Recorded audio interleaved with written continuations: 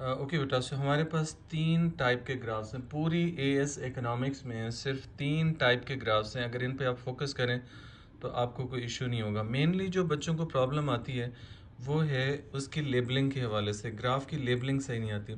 सो सबसे पहला जो ग्राफ हम इकोनॉमिक्स में, एएस इकोनॉमिक्स में पढ़ते हैं, वो पीपीसी है।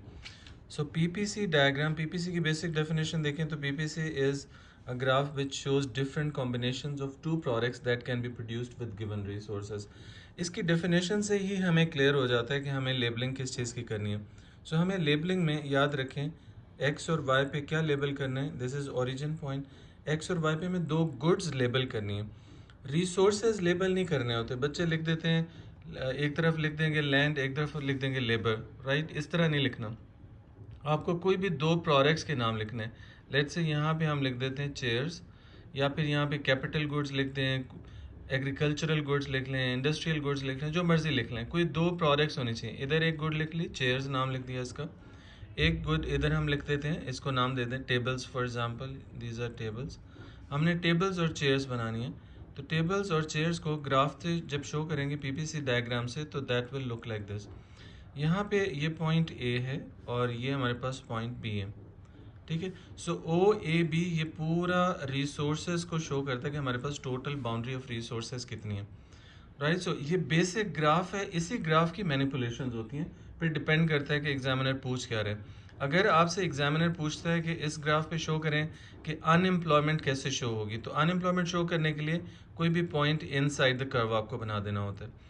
नॉन अटेनेबल पॉइंट का पूछ रहे हैं तो any point outside the PPC. ये जो पॉइंट है, पॉइंट यू, ये अनएम्प्लॉयमेंट को शो कर रहा है। Point N non attainable resources या नॉन अटेनेबल पॉइंट को शो कर रहा है। And any point along the PPC, अगर हमारे पास लेट्स से पॉइंट ए है, तो ये शो करेगा कि हमारे पास प्रोडक्शन पॉसिबिलिटीज़ इतनी है एक्स गुड की, और वाई गुड की प्रोडक्शन पॉसिबिलिटीज़ हमारे पास इतनी है। This is why and this is x. यानी चेयर्स इतनी बना रहे हैं एक्स क्वांटिटी, और टेबल्स हम वाई क्वांटिटी बना रहे हैं। जब भी हमें रीएलोकेशन ऑफ रिसोर्सेज करनी होती है, we have to move along the same given PPC. ये जो पीपीसी डायग्राम है, ये वाली जो लाइन है, ये जो ग्राफ है, इसी के ऊपर हमें मूव करना होगा। लेट्स से हमें चेयर्स अगर ज़्यादा बनानी है तो we will have to move from point A to B. अब आप यहाँ से बी पे देखें, आपकी चेयर्स की प्रोडक्शन बढ़ गई, एक्स वन से एक्स टू तक बढ़ गई, लेकिन आपको साथ में टेबल्स की प्रोडक्शन कम होगी, वाई से वाई वन तक कम होगी।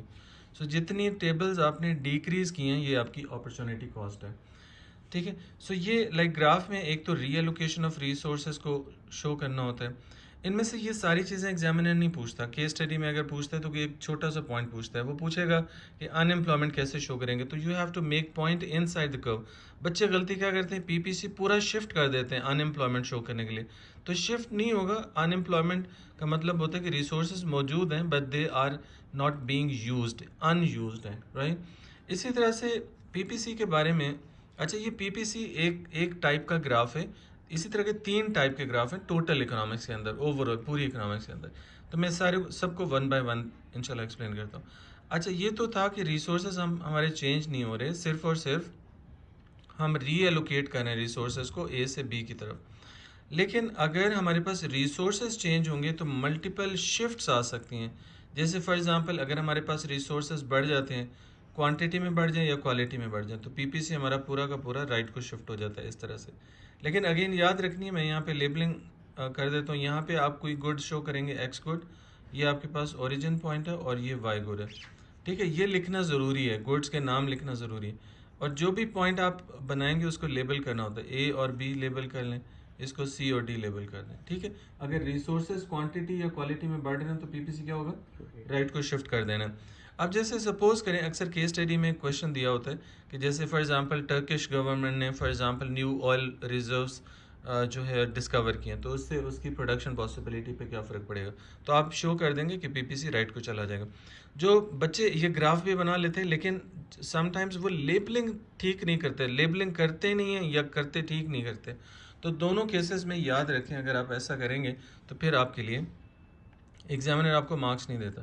क्योंकि एग्जामिनर जब वो कहता है कि यार हम एक क्वेश्चन को कंस्ट्रक्ट करने के लिए इतने पैसे पे करते हैं और उसमें हम कोशिश करते हैं कि क्वेश्चन में कोई किसी किस्म का फ्लॉ ना हो, गलती ना हो, तो वो आपसे भी ये एक्सपेक्ट करते हैं कि स्टूडेंट भी अपने आंसर को उसी क्वेश्चन स्ट्रक्चर्ड क्वेश्चन के हिसाब से अपना आंसर कंस्ट्रक्ट करें। अगर बच्चे नहीं करते तो वो ज़ाहिर है फिर उसको भी अच्छा नहीं लगता। ओके, सो इसके अलावा अगर रिसोर्सेज कम होंगे तो पीपीसी इधर शिफ्ट हो जाएगा, यहाँ पे आ जाएगा, राइट, ये इधर आ जाएगा। अच्छा, अब अगर दोनों के रिसोर्सेज चेंज हो रहे हैं, जैसे सपोज करें टेक्नोलॉजी अच्छी होगी तो पीपीसी राइट को चला जाएगा, टेक्नोलॉजी आउटडेट होगी तो पीपीसी इनवर्ड आ जाएगा, लेबर क्वांटिटी या क्वालिटी में बढ़ गई तो राइट को चला जाएगा, कम होगी तो लेफ्ट को चला जाएगा। इसी तरह से अगर आपके पास न्यू लैंड डिस्कवर होता है, नेचुरल रिसोर्सेज डिस्कवर होते हैं तो पीपीसी राइट को चला जाएगा, वरना ये लेफ्ट को चला जाएगा, राइट। इसी तरह से लाइक पिवटल शिफ्ट्स भी होते हैं।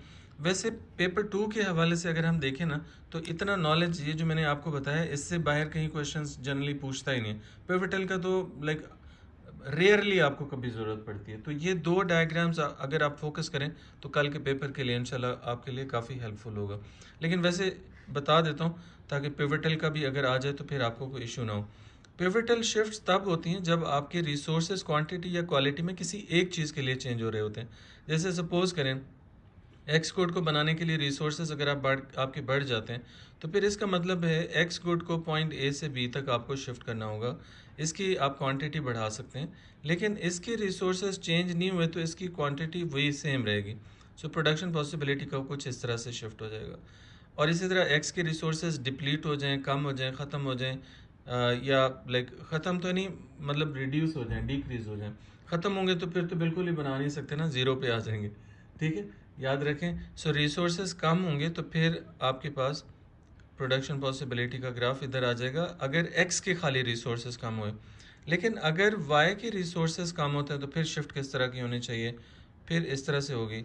फिर अब एक्स पे सेम पॉइंट रहेगा, वाई पे ऊपर चला जाएगा या वाई पे नीचे आ जाएगा, इस तरह से शिफ्ट होगी, राइट। समटाइम्स ऐसा भी होता है कि एक चीज़ के रिसोर्सेज बढ़ रहे होते हैं, दूसरी के कम हो रहे होते हैं। लेट्स से एक्स के रिसोर्सेज बढ़ जाते हैं, अगर इनिशियल पीपीसी हमारे पास ये ए बी है, एक्स के रिसोर्सेज बढ़ जाते हैं तो एक्स का पॉइंट आगे चला जाएगा, वाई के रिसोर्सेज कम होते हैं तो वाई का पॉइंट नीचे आ जाएगा।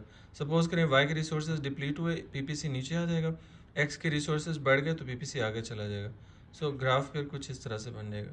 सो ये टोटल पीपीसी की शिफ्ट्स हैं जो मैक्सिमम एग्जामिनर पूछ सकता है। लेकिन जैसे मैंने बताया मेनली क्वेश्चन आपको इसके बारे में पूछा होता है या ये वाली डायग्राम के बारे में पूछा होता है। और दूसरा ये पहली टाइप का डायग्राम था एएस में, दूसरी टाइप का डायग्राम जो है वो मैं अभी आपको सिखाता हूँ इंशाल्लाह।